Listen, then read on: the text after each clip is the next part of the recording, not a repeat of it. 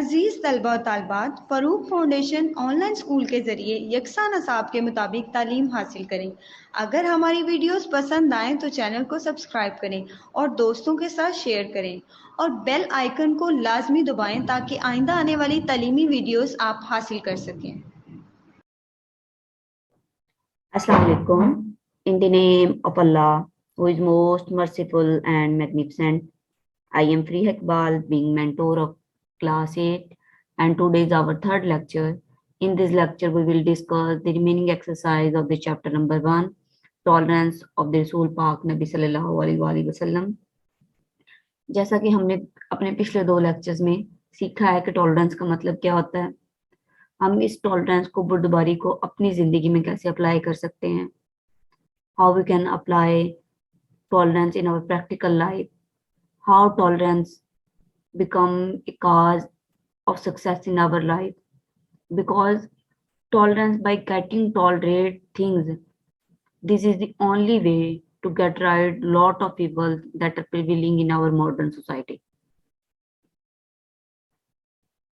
And the best example of tolerance for us, no doubt, is the life of the Nabi Pak Sallallahu Alaihi Wasallam, who showed tolerance in each and every aspect of his life. Okay, without wasting our time, we will move to the exercise.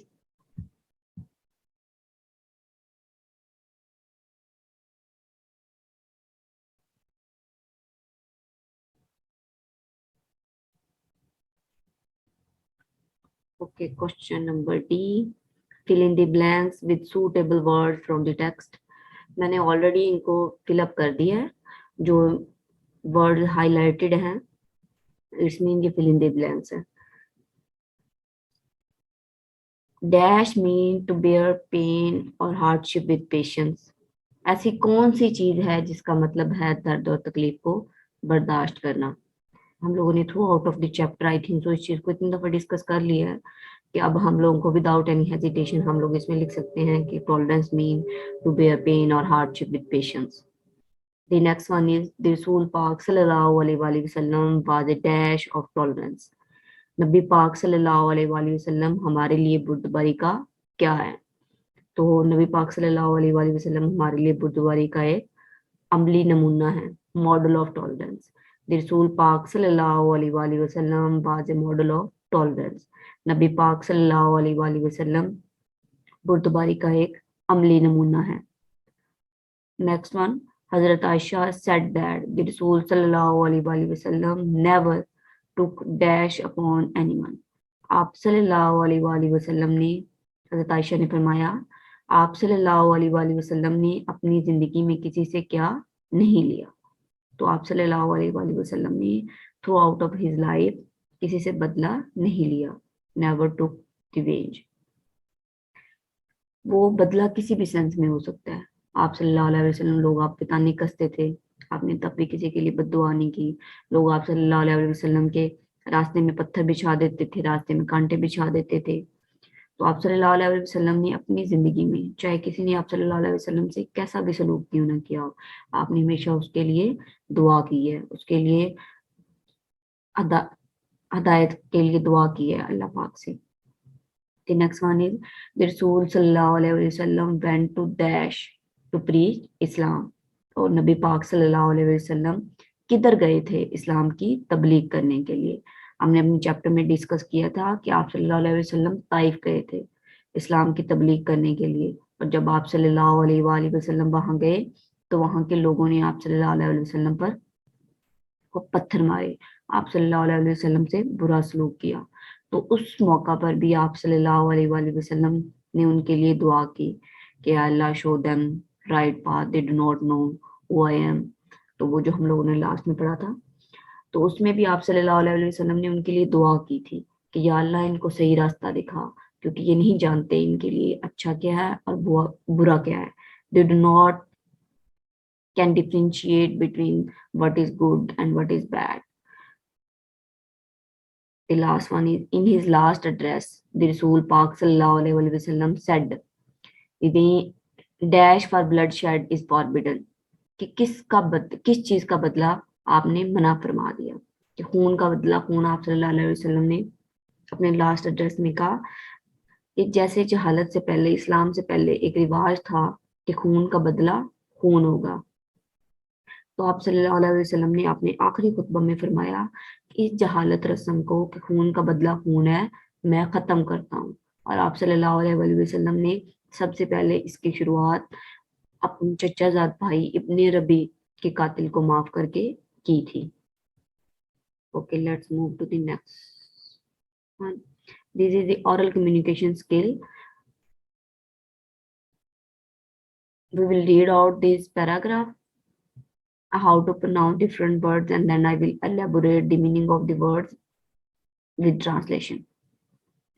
Asghar, why were you fighting with Imran? Asghar बोल रहा है कि why were you fighting with Imran?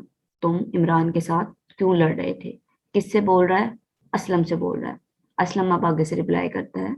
Aslam, he has taken my pen. He is not giving it back to me now. Aslam आगे से जवाब करता है, reply करता है कि उसने मेरा पेन ले लिया था और अब वो मुझे वापस नहीं कर रहा। असगर अगेन उसे जवाब देता है, you should not fight with him, instead we should trying to find it out. फिर भी तुम्हें उसके साथ लड़ना नहीं चाहिए, हम कुछ मतलब इस चीज को सॉर्ट आउट करने की कोशिश करते हैं। फाइटिंग का मतलब होता है झगड़ा करना। टेकन का मतलब होता है किसी की कोई चीज ले लेना। ओके, शुड मतलब हम लोग एक हेल्पिंग वर्ब होता है, एक मॉडल वर्ब है, एंड इंस्टेड की बजाय। Okay, the next one is Imran. अब हम लोगों ने प्रीवियस थ्री जो हम लोगों ने पढ़ी है लाइन, उसमें दो लोग थे, one is Asghar and second one is Aslam. Asghar Aslam से पूछ रहा था कि आप इमरान के साथ फाइटिंग क्यों कर रहे थे। अब इमरान अपनी जस्टिफिकेशन दे रहा है कि वो उसने पेन नहीं घुमाया या उसे पेन कैसे गुम हुआ है। Imran, I had placed the pen on the desk and now it is not there. मैंने पेन डेस्क पे रखा था लेकिन अब वो वहां पे नहीं है। Asghar, he has not lost your pen intentionally. I think you should forgive him.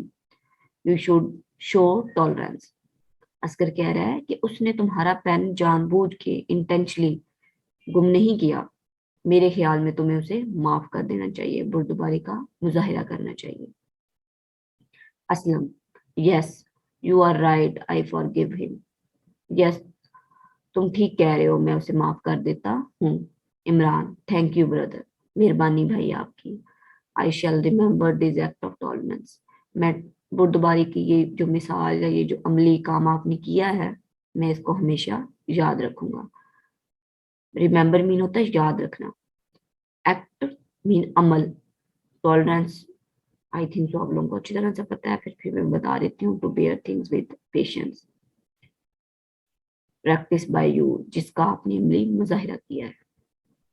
And the last question of this exercise is to change the simple sentence into negative and interrogative. It's mean उन्होंने हम लोगों को एक simple sentence दे दिया है, उनको हम लोगों ने फर्दर टू फॉर्म में कैटेगराइज करना है। और वो टू फॉर्म कौन सी हैं? एक नेगेटिव है एंड एक इंटरोगेटिव है। फर्स्ट ऑफ ऑल हम लोगों को पता होना चाहिए कि what is the meaning of negative sentence and what is the meaning of interrogative sentence. जो सिंपल सेंटेंस बनाने का हमारे पास स्ट्रक्चर होता है वो होता है सब्जेक्ट, देन वर्ब और देन उसके बाद ऑब्जेक्ट। सब्जेक्ट क्या होता है? The person who is performing a action, that is called subject. And verb, the action what he is doing, and the object where he is doing and on what thing he is performing action. Okay, he purchased a book, उसने एक book खरीदी थी। he purchased a book। अब इसे हम लोगों ने negative में चेंज करना है, तो नेगेटिव में जब हम लोग लेके जाएंगे तो इसमें हेल्पिंग वर्ब भी यूज होगा और इसमें हम लोग नॉट का भी यूज करेंगे। तो जब हम लोग नेगेटिव सेंटेंस बनाते हैं तो उसका स्ट्रक्चर होता है subject, then helping verb, then उसके बाद हम लोग नॉट लगा देते हैं और उसके बाद वर्ब और लास्ट पे object. He did not purchase a book, उसने बुक नहीं खरीदी थी। डिड एक हेल्पिंग वर्ब है पास्ट इंडेफिनिट का, ठीक है। ही did not purchase a book, उसने बुक नहीं खरीदी थी। और जब हम लोग इंटेरोगेटिव सेंटेंस बनाते हैं तो उसका स्ट्रक्चर थोड़ा सा चेंज हो जाता है।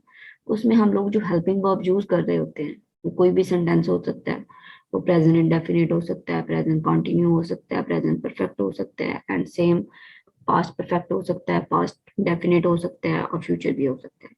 कोई भी सेंटेंस स्ट्रक्चर बनाते वक्त जब हम लोगों ने इंटेरोगेटिव बनाना है, तो हम लोग जो हेल्पिंग वर्ब यूज कर रहे होते हैं उसको हम लोगों ने फर्स्ट पे ले आना है। Helping verb, then subject, then verb, and उसके बाद ऑब्जेक्ट। ठीक है, बाकी उसका स्ट्रक्चर सेम रहेगा। Did he purchase a book, क्या उसने बुक खरीदी थी? ओके, ये हम लोगों ने एक सेंटेंस जो उन्होंने ऑलरेडी एग्जांपल हम लोगों को मेंशन की थी, वो हम लोगों ने सॉल्व कर दी है। आगे जो हम लोग मूव ऑन करते हैं, जो हम लोगों ने खुद सॉल्व करनी है। Aslam worked hard to complete the new project. ये एक सिंपल सेंटेंस है। Aslam worked hard to complete the new project. इसमें अब सब्जेक्ट क्या है? इसमें सब्जेक्ट असलम है, जो एक्शन कर रहा है, जो एक्शन परफॉर्म कर रहा है, और वो क्या कर रहा है? वर्क हार्ड कर रहा है। किस चीज पे वर्क हार्ड कर रहा है? अपने न्यू प्रोजेक्ट पे। तो असलम सब्जेक्ट है, वर्क हार्ड इसमें वर्ब है, एंड देन न्यू प्रोजेक्ट इसमें ऑब्जेक्ट है। इसको सबसे पहले हम लोग नेगेटिव में चेंज करेंगे। जब हम लोग नेगेटिव में चेंज करेंगे तो इसमें हम एक हेल्पिंग वर्ब यूज करेंगे, और उसके साथ हम लोग नॉट का इजाफा भी करेंगे। Aslam did not work hard to complete the new project. Aslam ने कोई सख्त मेहनत नहीं की थी अपने नए प्रोजेक्ट को कंप्लीट करने के लिए। अब हम लोग जब हम लोग इंटेरोगेटिव बनाएंगे, तो हम लोगों ने पीछे मेंशन कर दिया है कि हेल्पिंग वर्ब सबसे पहले आ जाएगा, उसके बाद सब्जेक्ट, देन वर्ब, और then object. Did Aslam work hard to complete the new project? क्या असलम ने मेहनत की थी अपने नए प्रोजेक्ट को कंप्लीट करने के लिए? Okay, and the next one, he sold mangoes. आम बेचता था। अब इसकी हम लोग जो नेगेटिव बनाएंगे, उसमें सेम जो हम लोग स्ट्रक्चर फॉलो कर रहे हैं, प्रीवियस टू सेंटेंस में हम लोगों ने स्ट्रक्चर फॉलो किया है, वो भी इधर भी वही करेंगे कि subject did not, did mean helping verb, not mean connotation, negative connotation, sold mangoes, उसने आम नहीं बेचे थे। इंटेरोगेटिव में जो हमारा हेल्पिंग वर्ब होगा वो स्टार्ट में आ जाएगा, और बाकी सेंटेंस हमारा जो स्ट्रक्चर है वो सेम रहेगा। डिड ही सोल्ड मैंगोज, क्या उसने आम बेचे थे? And the next one is Numan wrote a book. Numan किताब लिखता है, किताब लिखता था। Negative, Numan did not write a book. Numan ने किताब नहीं लिखी। ओके, और इंटरोगेटिव में हम लोग क्या करेंगे? डिड को पहले ले आएंगे, सब्जेक्ट से पहले। सब्जेक्ट क्या है हमारे पास? नुमान है, तो कर क्या रहा है? बुक लिख रहा है। Okay, did Numan write a book, क्या नुमान ने किताब लिखी थी? The next one is number 4. He fought bravely. वो बहादुरी से लड़ता था। नेगेटिव में हम लोग ने हेल्पिंग वर्ब सेम ही यूज किया है through out the sentences. He did not fight bravely. वो बहादुरी से नहीं लड़ता था। Did he fight bravely? क्या वो बहादुरी से लड़ता था? And the last one is he showed great tolerance. He subject, great tolerance मतलब बहुत बड़ी बुर्दबारी का मुजाहरा, शो मतलब मुजाहरा करना। अब नेगेटिव कॉन्नोटेशन में हम लोग जब लेके आएंगे तो इसमें हम लोग हेल्पिंग वर्ब यूज करेंगे एज कि हम लोगों ने जैसे प्रीवियस यूज किया। देन हम लोग नेगेटिव कॉन्नोटेशन, सेम स्ट्रक्चर, जो सेम पैटर्न जो हम लोग फॉलो करते आए हैं वही हम लोग यूज करेंगे। Subject, then helping verb, then not, then verb, और देन ऑब्जेक्ट।